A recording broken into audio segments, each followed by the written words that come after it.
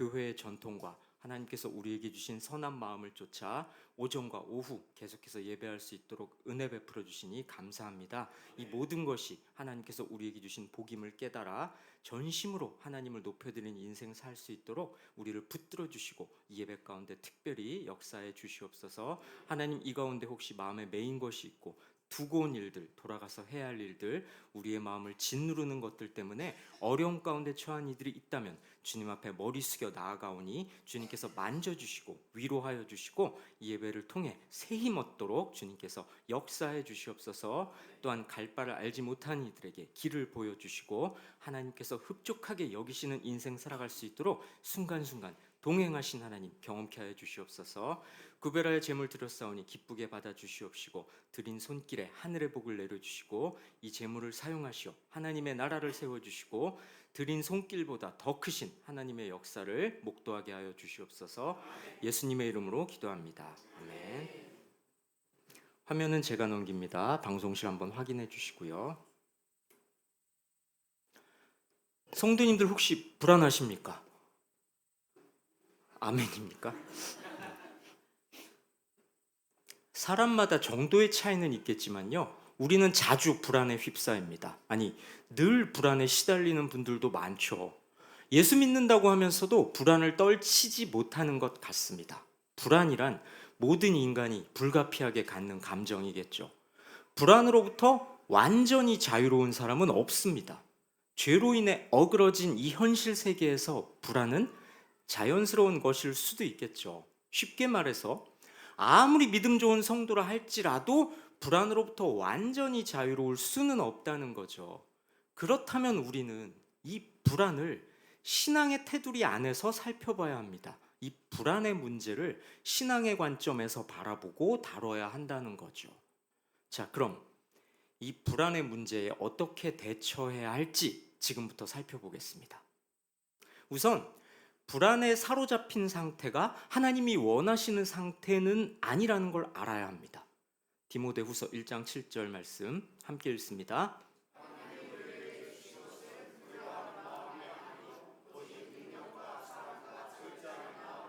그렇습니다. 두려움이란 하나님이 주신 마음이 아니라고 성경은 말씀하는데요. 이 구절은 바울이 디모데한테 한 훈계인데요. 디모데는 나이가 어린 목회자였습니다. 그래서 거짓 교사들과 맞설 때 두려워했죠. 나이가 어리니까요. 육체적으로 병약했습니다. 자주 의기소침했어요. 왜 우리도 지금 몸에 조금 어떤 약점이 있거나 그러면 아무래도 좀 이렇게 기세가 약해질 수밖에 없지 않습니까? 디모데도 그랬습니다. 게다가요, 스승 바울이 감옥에 갇히니까 복음 전파하는 걸 두려워했습니다. 그래서 바울은 디모데한테 이렇게 권면한 것이죠. 두려워하는 마음이란 하나님이 주신 게 아니라고요. 그 말인즉 두려워하는 마음 상태를 하나님은 기뻐하시지 않는다는 겁니다. 그렇습니다.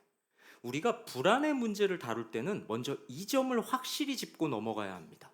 불안이란 하나님이 원하시는 마음이 아니니까 설사 불안이 마음에 찾아오더라도 속히 거기서 빠져나와야 한다는 거죠. 그런데요, 어떤 분들은 불안의 심리 안에 계속 머물려고 합니다. 오히려 불안이라는 감정 자체를 즐기는 것처럼 보이기도 합니다. 그러면서 자기 연민에 빠지는 거죠. 자기 자신을 한없이 불쌍하게 여깁니다.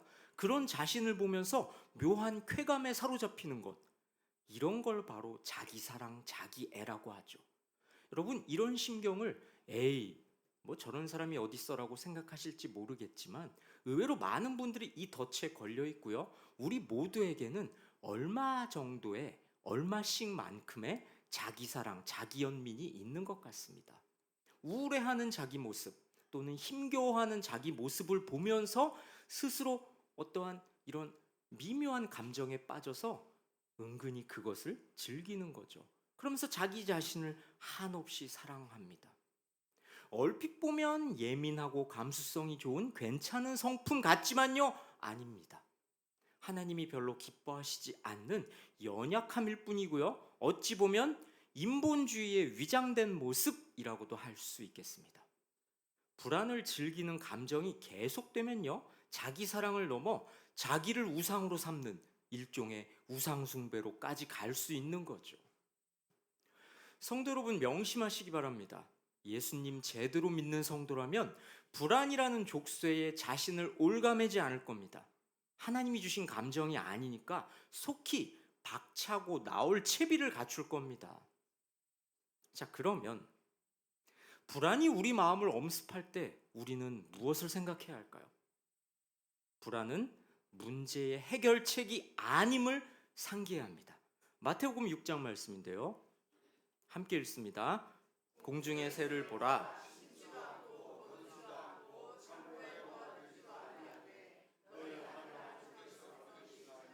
너희는 이것들보다 귀하지 아니하냐? 너희 중에 누가 염려함으로 그 키를 한 자라도 더할 수 있겠느냐? 예수님께서 이렇게 말씀하십니다. 하늘에 있는 새를 봐라. 새는 심지도 않고 거두지도 않고 창고에 쌓아두지도 않는다. 하지만 하나님 아버지께서 먹이신다. 너희가 새보다 훨씬 더 귀하지 않냐? 너희 중에 누가 걱정한다고 자기 수명을 조금이라도 연장할 수 있냐? 네, 이 부분은 지난 주일 11시 예배 담임 목사님께서 더 상세하게 설명을 해 주셨죠. 처음 듣는다는 표정 또 짓지 마시고 지난 주일 11시 예배 때 말씀하셨습니다. 너희 중에 염려함으로 그 키를 한 자라도 더할 수 있겠느냐. 한글로는 저렇게 번역을 해놨는데 헬라어 원문을 보면 저 성경이 기록된 당시에 그 글자를 찾아가 보면 말 그대로 키 얘기일 수도 있고 또 제가 말씀드린 것처럼 자기 수명을 연장할 수 있냐? 이런 말로도 해석될 수 있는데 문제는 어느 쪽으로 해석을 하든 너희의 걱정이 쓸데없는 것 아니냐? 이렇게 성경이 우리에게 질책하고 있다는 겁니다. 성도 여러분, 우리를 귀하게 여기신 하나님께서 우리를 그냥 내버려 두지 않으실 거라는 믿음을 놓지 말아야 합니다. 자, 그런데요, 이 말씀은요, 그저 걱정하지 말고 담대해라, 다 잘 될 거야, 이런 식의 무조건적인 긍정을 말하는 구절은 아닙니다. 그런 거라면 요즘 말로 정신승리일 뿐이겠죠. 요즘 젊은 세대들이 정신승리 발음도 어렵네. 정신승리 이렇게 많이 말하는데 무슨 말인고 하니 현실은 아무것도 달라진 게 없는데 그냥 나 혼자 이렇게 뿌듯하게 이겨냈다 이렇게 생각하는 뭐 그런 거를 약간 이렇게 비하하는 말로 정신승리다라고 표현들을 하는 것 같아요. 국어 사전에 있는 말은 아니고 요즘 젊은이들이 쓰는 말인 것 같습니다.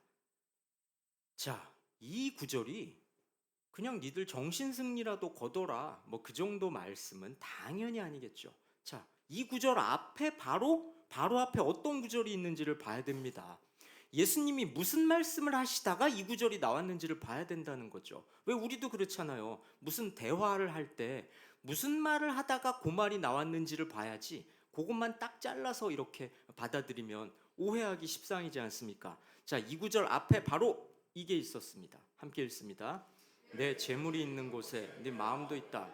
아무도 두 주인을 섬기지 못한다. 한쪽을 미워하고 다른 쪽을 사랑하든지 한쪽을 귀중히 여기고 다른 쪽을 없인 여길 것이다. 너희는 하나님과 재물을 같이 섬길 수 없다. 그렇습니다. 재물에 대해서 가르치시던 중에 하신 말씀이었습니다. 사람이란 재물이 있는 곳에 마음이 있기 마련이다. 재물을 모으려다가는 하나님을 배신하기 십상이다. 그러니 하나님이든 재물이든 한쪽을 확실히 택해라. 이렇게 말씀하시는 중이었죠. 그러던 중에 공중의 새를 비유로 드신 겁니다. 그러니 이 말씀을 하신 예수님의 의도는 이것이죠.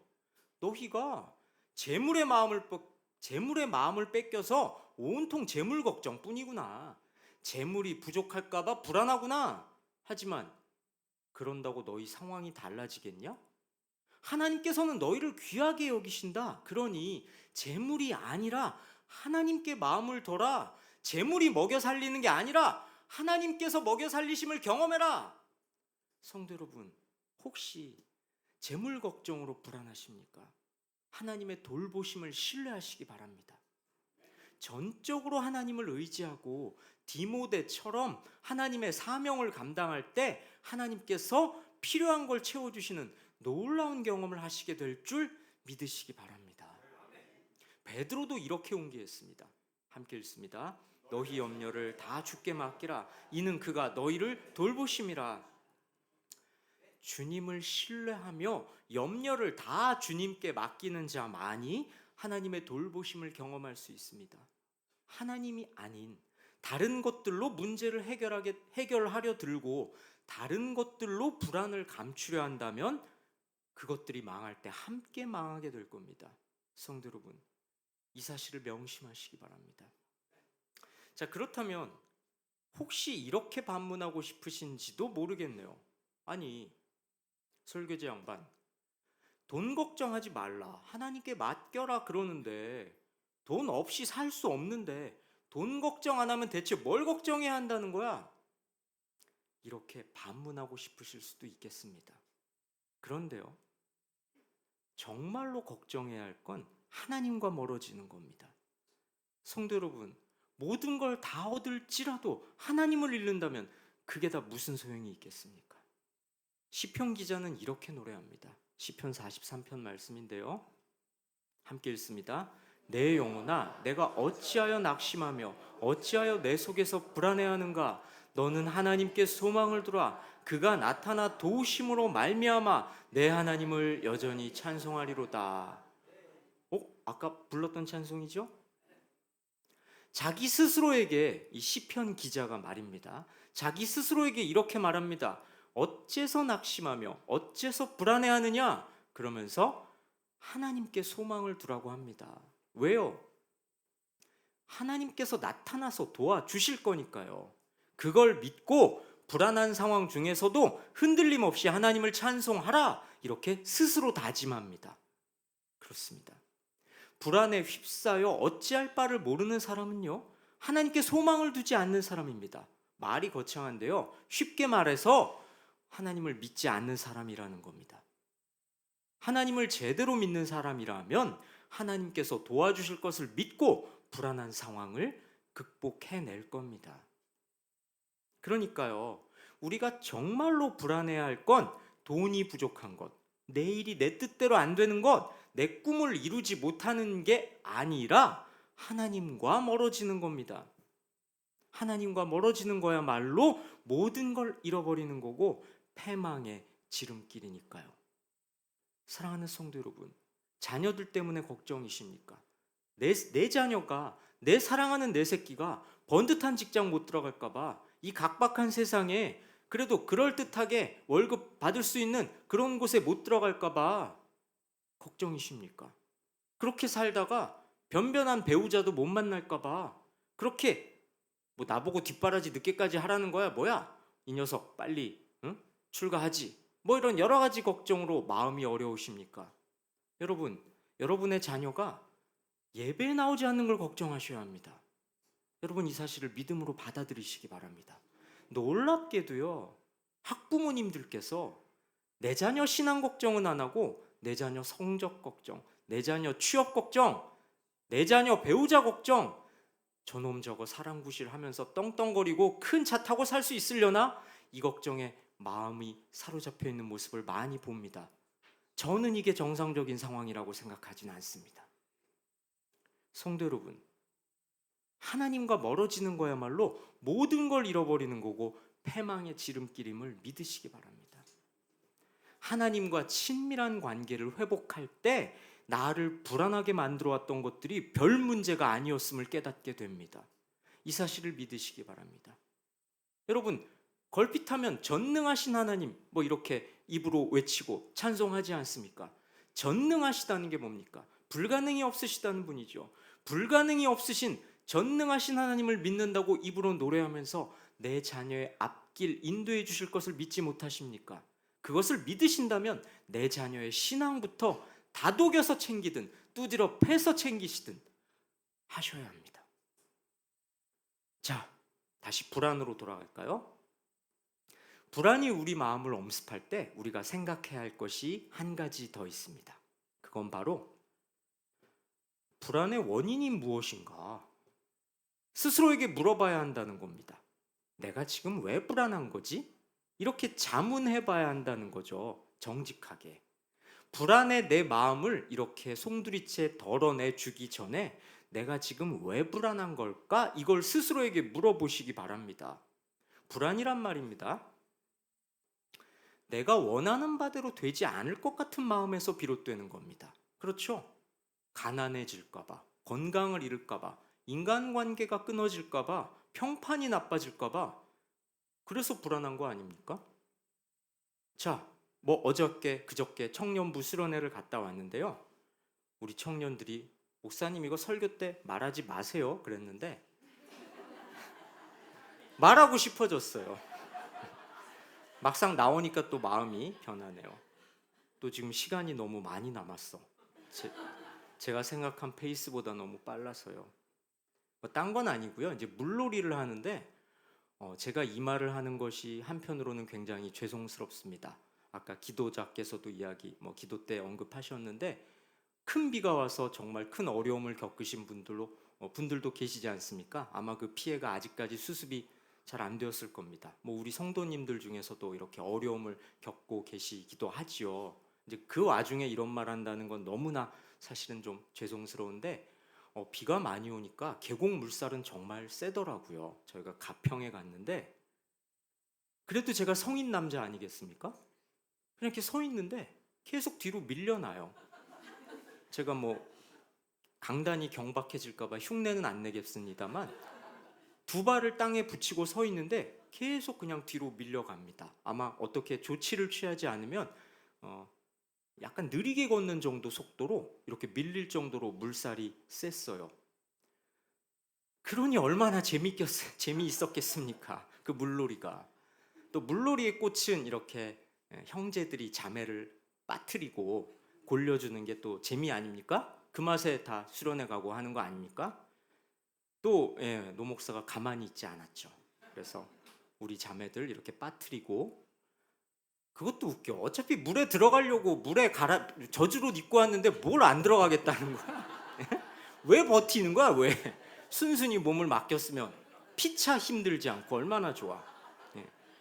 안 들어가려고 버팅기는 거 이렇게 끌고 들어가고 물을 먹이고 그것도 얼마나 먹였겠어요. 명색이 목사인데 그냥 좀 적셔줬지 근데 이렇게 콜록대고 힘들어하고 그러는데 자 관건은 불안해 하더라고요.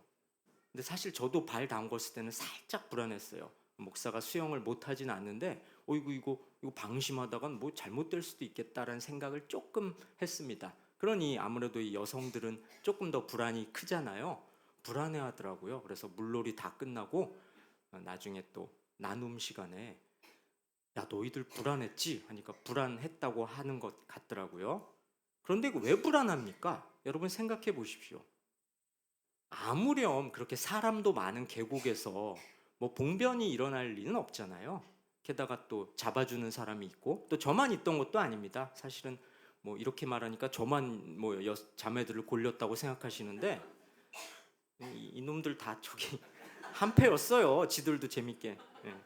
형제들도 이렇게 몇몇이 배치돼 있는데 무슨 사고가 나겠어요. 그런데도 불안한 겁니다. 왜? 우리는 은연중에 이 익사에 대한 공포가 있지 않습니까? 물에 대한 공포. 자, 그 근원적 불안 때문에 이 자매들이 불안해했던 것 같아요. 그래서 이렇게 안 들어가려고 하고 버팅기고 그랬던 거죠. 자, 이렇게 우리가 불안해하는 그 근원에는 내가 원하는 바대로 되지 않을까봐 끝까지 가면 목숨이 있겠지요. 내가 바라는 바대로 되지 않을까봐 불안한 거잖아요. 그렇죠? 그렇다면요, 이제 이것이 중요합니다. 반대로 내가 원하는 바는 과연 올바른 것인가? 이걸 스스로에게 물어봐야 한다는 겁니다. 아까 봤던 공중의 새를 보라는 말씀 있잖아요. 그 구절 뒤에 어떤 말씀이 나오는지 아십니까? 공중의 새를 봐라 라고 말씀하신 그 말씀 뒤에 바로 이 말씀이 나옵니다. 함께 읽습니다. 그러므로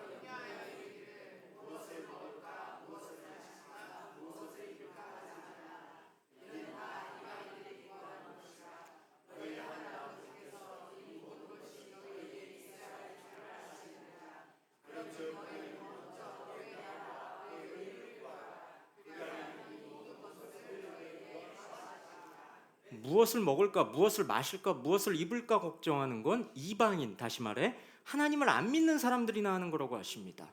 하나님께서는 너희에게 뭐가 필요한지 이미 다 아시니까 너희는 그저 하나님의 나라와 하나님의 의를 구하라고 하십니다. 그러면 하나님께서 알아서 필요한 걸 채워주신다고요. 성도 여러분, 불안이 엄습할 때면 그 불안에 사로잡히지 마시고요. 내가 지금 왜 불안한 거지? 이 점을 되짚어 보시기 바랍니다. 내가 지금 불안한 건 아마도 필시 내가 원하는 바대로 되지 않을까 봐 불안한 거겠죠. 그렇다면 내가 원하는 바가 그저 무엇을 먹을까, 무엇을 마실까, 무엇을 입을까 여기에 해당되는 건 아닌지 돌아보시기 바랍니다. 내가 원하는 바가 하나님의 나라와 하나님의 의를 구하는 건지 그저 내 욕망을 충족시키길 구하는 건지 정직하게 스스로의 마음을 살피시기 바랍니다. 그리할 때에 하나님께서 지혜를 주시고 돌이킬 기회를 주실 겁니다.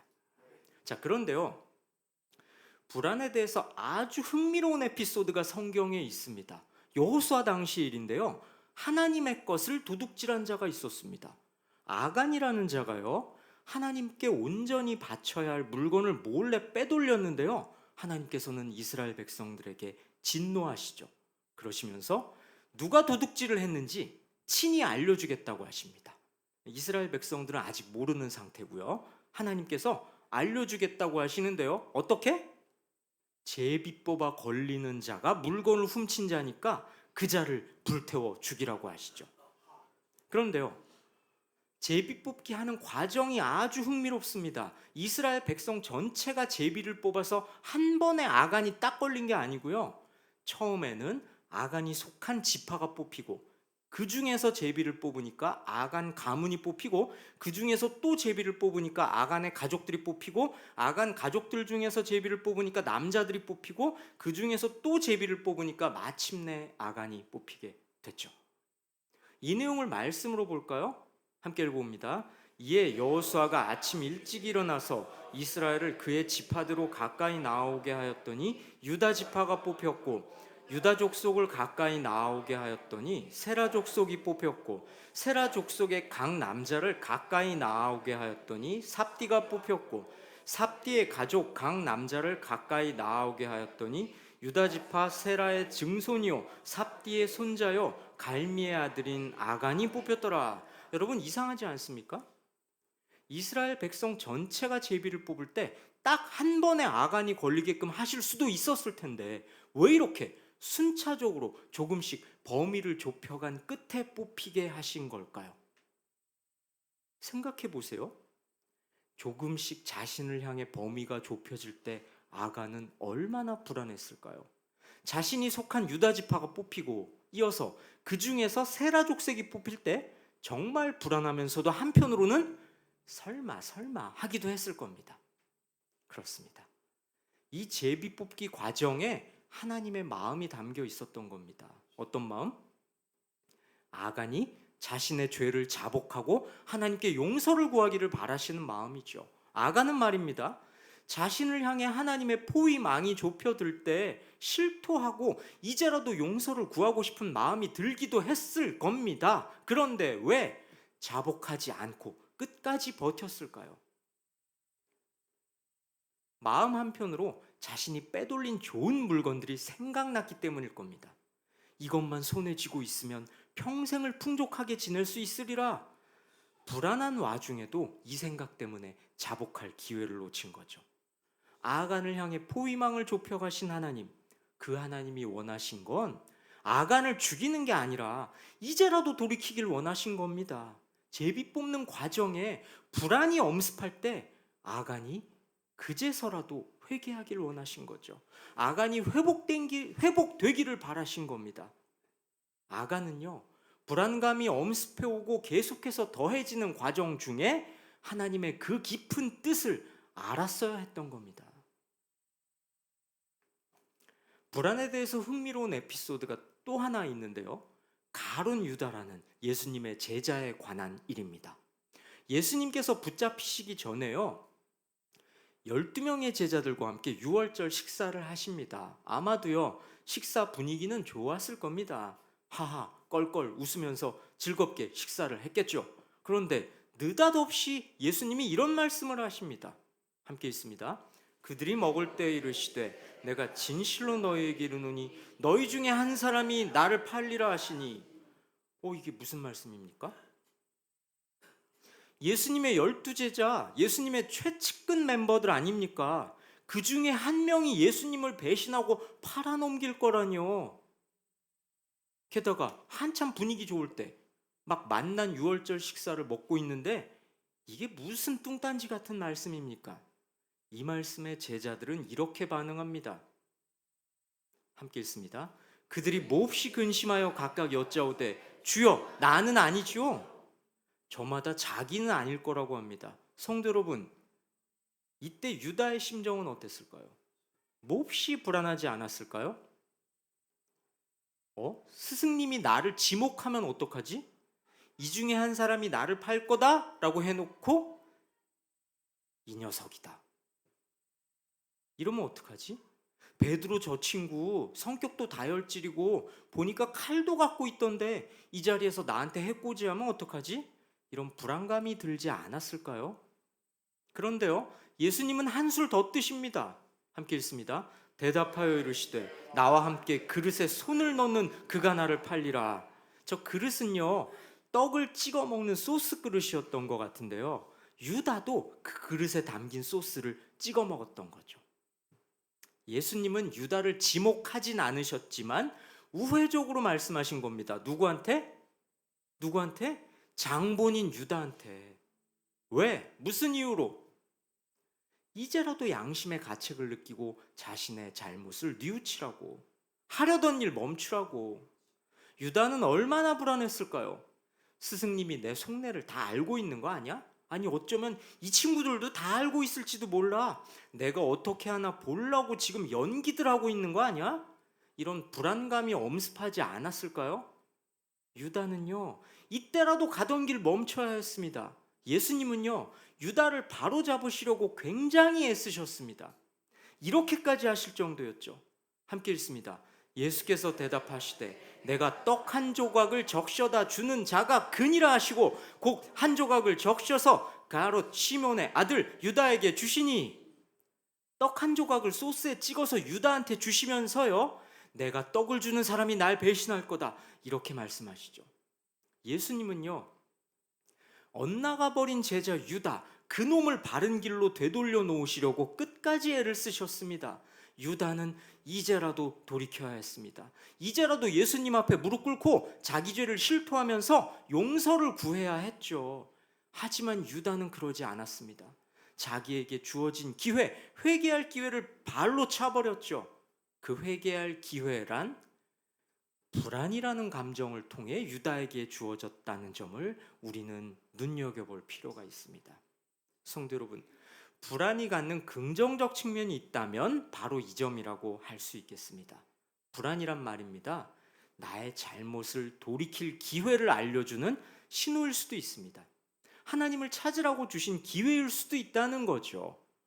여러분, 불안을 선한 원동력으로 활용하는 성숙한 신앙자 되시기 바랍니다. 성도 여러분, 오늘 우리는 불안에 대해서 살펴봤습니다. 죄로 어그러진 이 세상 속에서 우리 인생들은 불안을 완전히 떨칠 수는 없습니다. 하지만요, 성경은 분명히 말씀합니다. 불안에 계속해서 매여 있는 건 하나님이 원하시는 마음 상태가 아니라고요. 불안을 느낄 수는 있을지언정 불안에 사로잡혀 있는 자는 하나님이 살아계심을 믿지 않는 자입니다. 불안이란 내 욕망에서 비롯된 일종의 분비물과 같다는 걸 우리는 인정해야 합니다. 내 욕망이 채워지지 않을까봐 불안에 떠는 건 내 필요를 다 아시고 모든 걸 채워주실 하나님을 우습게 여기는 패악입니다. 그러니 우리는 불안이 엄습할 때면, 불안감이 내 마음속에 젖어들 때면 이 땅이 아니라 하늘나라를 바라봐야 합니다. 히브리서는 이렇게 말씀합니다. 화면 좀 넘겨주시겠어요? 예, 함께 읽습니다.